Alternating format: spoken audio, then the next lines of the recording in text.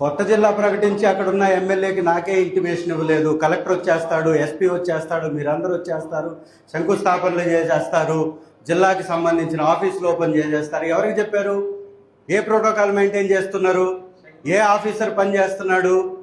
ఏమి లేదు. మేడం గారు చెప్పింది 100కు 100% నిజం. మీరు పని చేయండి, ఇంక అధికారులందరినీ తీసేసి తెలుగుదేశం మండలాధ్యక్షుల్ని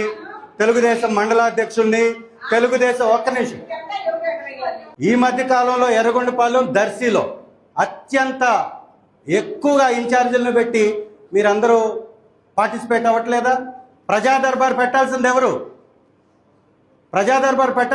సార్? ఎర్రగొండపాలెంలో, దర్శిలో ప్రజా దర్బార్ పెడుతుంది ఎవరు? అధికారులు ఎందుకు అటెండ్ అవుతున్నారు?